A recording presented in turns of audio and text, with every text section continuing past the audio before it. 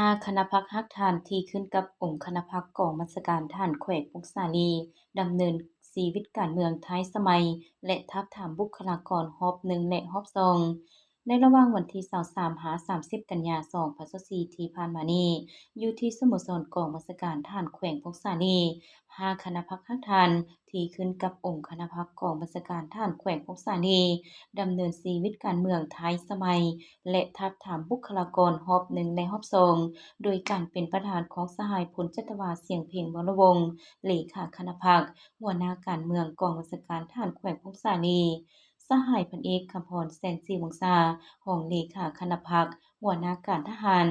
มีเลขาคณะพรรคฮักฐานรองการเมืองรองเสนาธิการรองพลาธิการรองเทคนิคและรองการกองบัญชาการมีคณะรับผิดชอบดำเนินกองประชุมและสมาชิกพรรคสมบูรณ์เข้าร่วม ในกองประชุมบรรดาสหายเลขาคณะพรรคฮักฐานแต่ละห้อง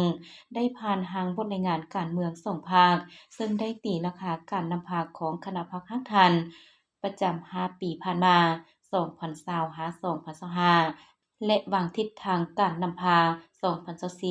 2024-2030คณะพรรคได้ปลุกระดมให้สมาชิกพรรคมีความตื่นตัวทางด้านการเมืองถือเอาการก่อสร้างพรรคก่อสร้างพนักงานสืบทอดเปลี่ยนแทนเป็นสำคัญศึกษาอบรมแนวทางป้องกันชาติทั่วปวงชนรอบด้านเอาใจใส่ศึกษาอบรมการเมืองนำพาแนวคิดให้พนักงานสมาชิกพรรคเป็นปกติโดยการนำเอากฎระเบียบของพรรคแนวทางแผนนโยบายมติคำสั่งต่างๆมาเผยแพร่เสื่อมซึมให้พนักงานมีแนวคิดอุ่นเอียนทุนเทียงและเชื่อมั่นต่อการนำพาของพรรคสมาชิกพรรคเมี่ยงงานจัดตั้งก่อสร้างพรรคได้ตั้งหน้าเสื่อมซึมกำแน่นผ่านลาบทบาทและยึดมั่นแนวทางก่อสร้างพรรคตาม5หลักการ3ทิศนำของพรรคได้ถือเอาเวียกงานองค์การจัดตั้งมหาชนสาวหนุ่มแม่หญิงเป็นสำคัญติดพันกับเวียกงานขบวนการรอบด้านของกรมกองพร้อมกับการก่อสร้างพรรคและมีหน่วยพรรคที่ได้รับใบยั่งยืนเป็นหน่วยพรรคปลอดใสเข้มแข็งหนักแน่นหลายปีติดต่อกันพร้อมนั้นได้ผ่านบทสำรวจการนำพาของคณะพรรคฮักฐานและพร้อมกันประกอบคำคิดคำเห็นใส่บทรายงานการเมือง2ภาคและบทสำรวจการนำพาของคณะพรรคฮักฐานอย่างคงไปคงมา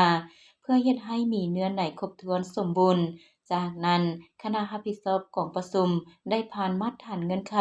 ของผู้ที่จะสมัครเข้าเป็นคณะพรรคฮักฐานสุดใหม่พร้อมทั้งปอนบัตรทับถามรอบ1และรอบ2สำเร็จได้ตามคาดหมายที่วางไว้ในกองประชุมดังกล่าวประธานกองประชุมได้โอ้ลมซึ่งได้ย่องยอชมเชยต่อผลงานที่ญาติมาได้ในระยะผ่านมาพร้อมทั้งได้เรียกร้องให้คณะพรรคฮักฐานและสมาชิกพรรคในองค์การ5ห้องจงเอาใจใส่ค้นคว้าเลือกเอาผู้ที่มีมาตรฐานเงื่อนไขครบถ้วน